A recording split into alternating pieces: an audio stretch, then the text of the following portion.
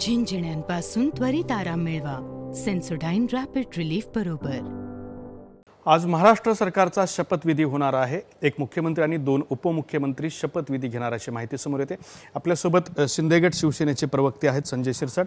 शिरसाट साहेब, काय सांगाल तुम्ही? एक मुख्यमंत्री 2 उपमुख्यमंत्री 3च शपथ घेणार असं सांगितलं जात आहे। हे तर नक्की आहे की आज मुख्यमंत्री आणि 2 उपमुख्यमंत्री शपथ घेतील। जर यदा कदाचित शक्यता अशी पण आहे की जर तिन्ही नेत्याचं एकत्रितपणे जर काही ठरलं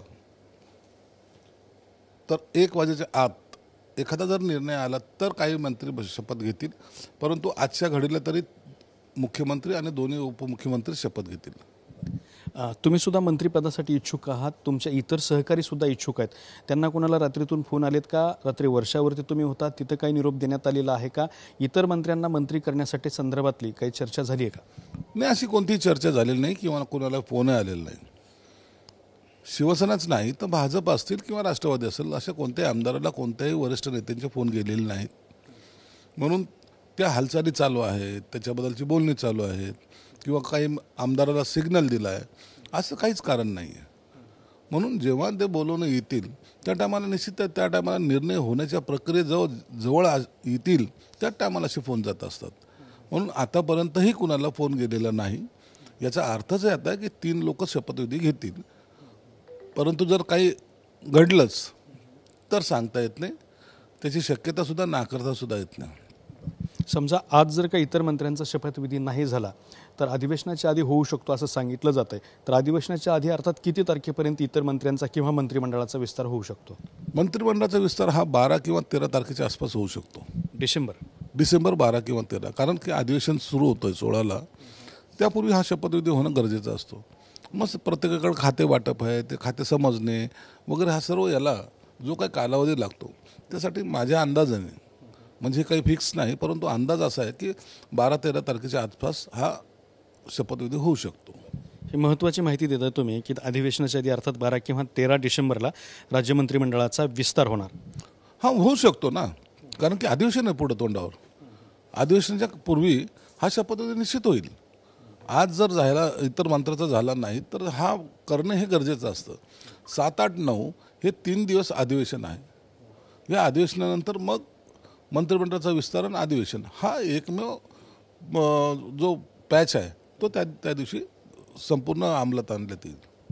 आझाद मैदानावरती जय्यत तयारी झालेली आहे, मोठा पोलीस बंदोबस्त लावण्यात आलेला आहे आणि मंत्रिमंडळाचा आजचा शपथविधी झाल्यानंतर आज कॅबिनेटची बैठक सुद्धा होईल असं सांगितलं जातं, त्याबद्दल काय सांगा?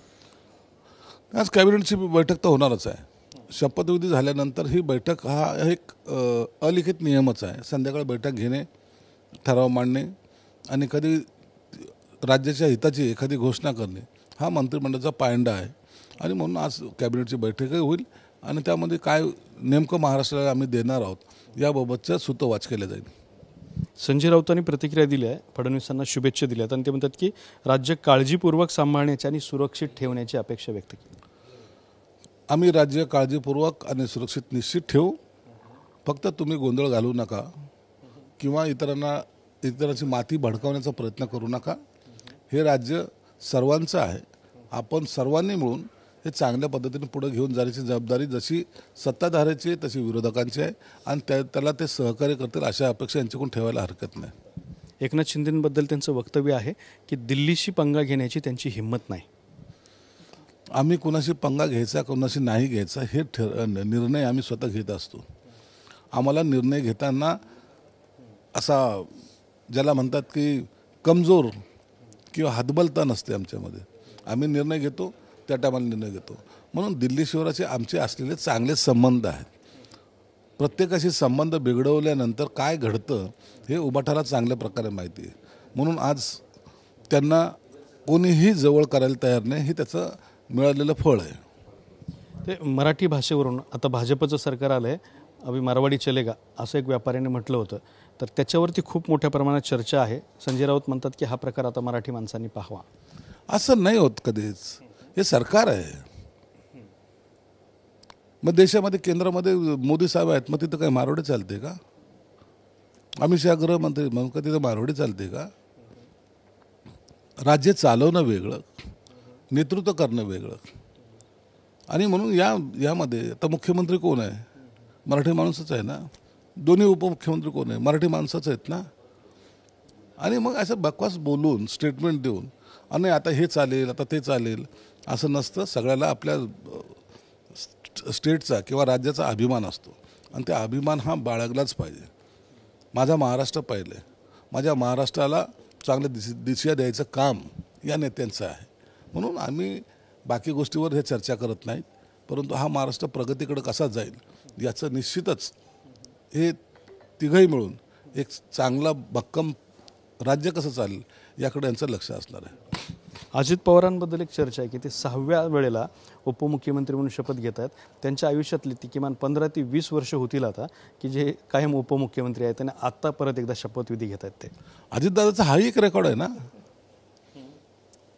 अजितदादांनी अनेक खाते घुसवले आहेत, अनेक रेकॉर्ड स्वतःसाठी निर्माण केलेला आहे की 6व्यांदा उपमुख्यमंत्री पद होणं. म्हणून एखाद्या माणसाचा असतो रेकॉर्ड. कोणी 9 वेळाला आमदार झालेलं आहे, कोणी 11 वेळाला आमदार झालं आहे. तसं अजितदादा सांगू शकतील की आता मी 6व्यांदा उपमुख्यमंत्री झालेलो आहे. इच्छा आहे, परंतु इथपर्यंत ते पोहोचू शकत नाहीत. परंतु भविष्यात ते पोहोचावेत असे आमच्या त्यांना शुभेच्छा आहेत. बरं, संजय राऊतांनी आणखी एक आरोप केलेला आहे की ते म्हणतात की भाजप हा शिंदेंचा पक्ष संपवून टाकतील. त्याबरोबर त्यांचं म्हणणं आहे की फडणवीस मुख्यमंत्री होतील आणि त्यानंतर ही संपवायला सुरुवात होईल, उद्यापासून सुरुवात होईल असं त्यांचं म्हणणं आहे. महायुतीत गडबड आहे. एक तुम्हाला सांगतो की संजय राऊतने ज्या ज्या भविष्यवाण्या आजपर्यंत केलेल्या आहेत त्याच्या सगळ्या विरोधात झालेल्या आहे. म्हणून शिवसेना हा मजबूतीने उभारणारा पक्ष ठरेल. भविष्यामध्ये शिवसेना हा मोठा पक्ष झाल्याचं आपल्याला पाहायला मिळेल. कोणी कुणाला संपवत नसतं. स्वतःच्या पायावर स्वतःच्या हाताने जर कुऱ्हाडी मारून कोणी घेत असेल तर त्याला उभाटा म्हणतात.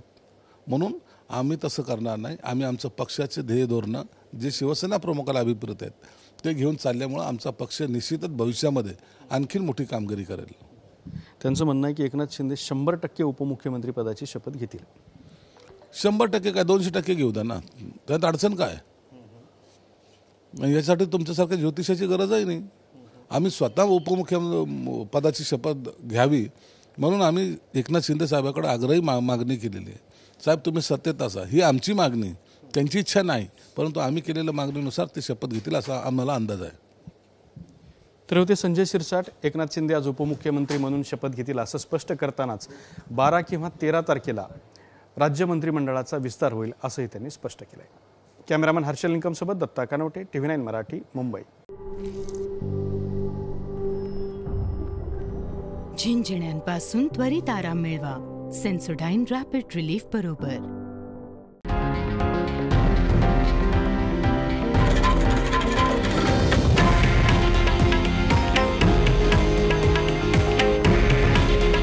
हे आहे देशातील नंबर 1 न्यूज नेटवर्क आणि आपण पाहत आहात TV9 मराठी.